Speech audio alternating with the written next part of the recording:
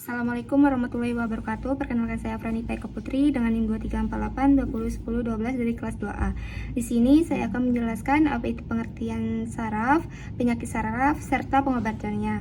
Sistem saraf yaitu kumpulan jaringan yang berfungsi untuk mengkoordinasikan seluruh aktivitas tubuh, diantaranya berjalan, berbicara, berpikir, merespon keadaan darurat, dan mengingat.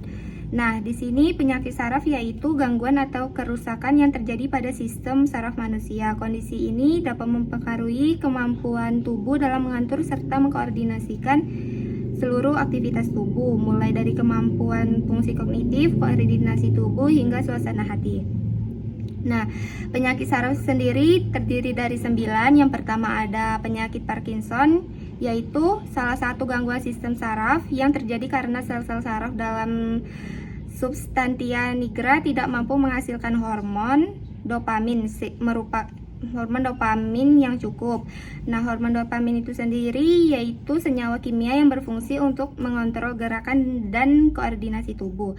Gejala yang pertama yaitu tremor, yang kedua sendi terasa kaku serta sendi yang terasa kaku saat bergerak, dan yang terakhir ada gerakan tubuh yang melambat.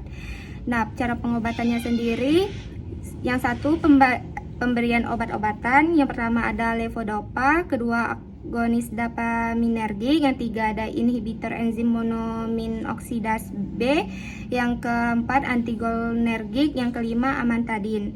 Yang kedua ada terapi sendiri, yang ketiga terapinya merupakan terapi fisioterapi, terapi wicara, psikoterapi, dan terapi okupusi serta operasi. Yang kedua ada penyakit Alzheimer, yaitu gangguan pada sistem saraf manusia yang menyebabkan penurunan daya ingat, kemampuan berpikir, serta perubahan suasana hati. Penyakit Alzheimer sendiri merupakan salah satu penyakit neurodegeneratif, artinya kondisi ini disebabkan oleh penurunan fungsi otak yang dapat terjadi seiring dengan pertambahan usia. Pengobatannya yang pertama bisa dilakukan dengan mandiri, yaitu tetap aktif secara mental seperti bermain catur, membaca, mengejarkan teka-teki silang. Yang kedua ada aktif secara fisik, berolahraga artinya. Yang ketiga ada konsumsi makanan sehat tinggi antioksidan. Selanjutnya ada penyakit cerebral palsy, yaitu penyakit yang terjadi pada anak-anak dan dapat mempengaruhi kemampuan motorik serta koordinasi tubuh. Selain itu, penderita ini juga biasanya memiliki kecacatan intelektual, masalah dalam penglihatan, pendengaran, dan pengucapan, serta masalah dalam persendian di tulang belakang. Kondisi ini disebabkan oleh masalah dalam perkembangan otak selama anak masih di dalam kandungan. Nah, untuk pengobatannya ini tidak bisa disembuhkan dan akan berlangsung seumur hidup. Namun pengidap penyakit ini dapat menjalani terapi yang dapat membantu meningkatkan kualitas hidupnya, meningkat seperti terapi wicara, fisioterapi, serta terapi reaksi. Selanjutnya ada penyakit multiple sklerosis, yaitu penyakit yang disebabkan oleh gangguan autoimun yang mengakibatkan gangguan pada otak dan sumsum tulang belakang. Kondisi ini dapat terjadi karena sistem imun tubuh secara keliru menyerang mielin atau lapisan lemak yang melindungi saraf pada tubuh.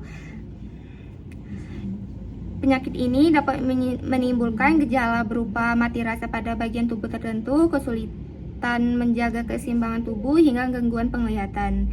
Apabila tidak ditangani dengan segera, dapat menimbulkan komplikasi serius seperti kelumpuhan, gangguan penglihatan, depresi, epilepsi, hingga kehilangan kontrol usus atau kandung kemih.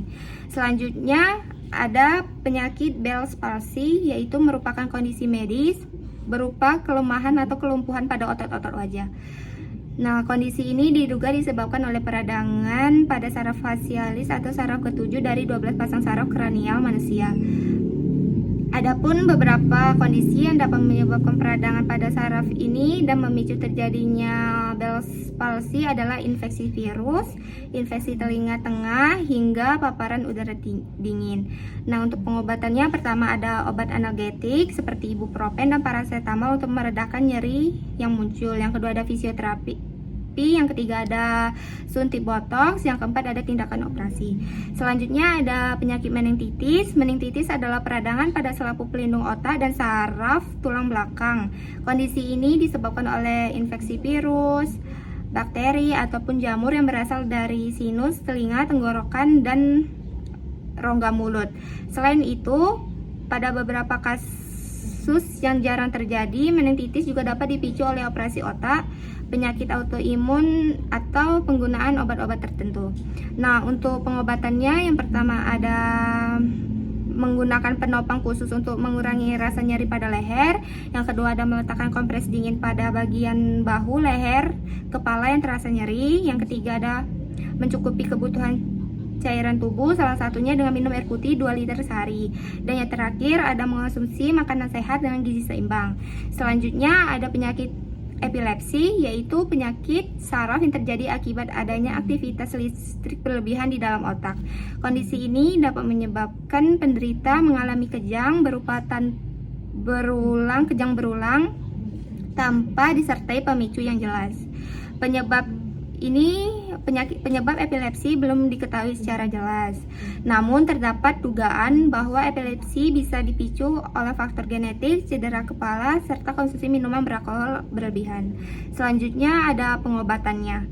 Nah, pengobatan penyakit epilepsi tidak dapat disembuhkan, sehingga untuk penanganan epilepsi, dokter akan memberikan obat-obatan guna mengurangi kejang.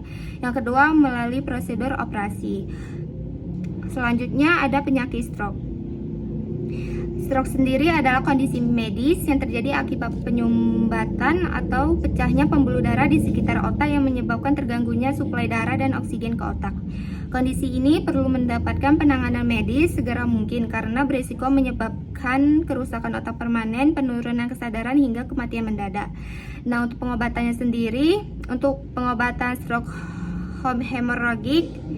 hemoragik, yaitu pengobatannya dapat diberikan untuk mengurangi tekanan otak, menuruni tekanan darah, dan mencegah kejang. Yang kedua ada operasi. Selanjutnya ada pengobatan stroke secara iskemik, yaitu penanganan stroke iskemik ini bertujuan untuk mengembalikan kondisi aliran saraf ke otak agar normal kembali. Contohnya obat antikoagulan, statin, obat. Selanjutnya ada neuropati. Penyakit ini merupakan kerusakan pada saraf tepi atau saraf perifer yang dapat menimbulkan gejala berupa kelemahan, nyeri, mati rasa pada kaki atau tangan. Adapun beberapa kondisi yang dapat meningkatkan risiko seorang mengalami neuropati yaitu cedera, obesitas, tekanan darah tinggi, hipertensi, diabetes, infeksi virus atau bakteri, penyakit liver, penyakit ginjal, kekurangan vitamin B6, B12, atau vitamin E. Pemberian obat seperti obat pereda penyeri, antidepresan. Yang kedua ada prosedur medis khusus. Yang ketiga ada pemberian obat-obatan imunosupresan untuk meredakan respon imun yang berlebihan. Selanjutnya ada operasi dilakukan jika penyebab neuropati adalah karena saraf terjepit atau mengalami penekanan. Dan yang terakhir adalah pola hidup sehat. Sekian presentasi dari saya akhiri. Wassalamualaikum warahmatullahi wabarakatuh.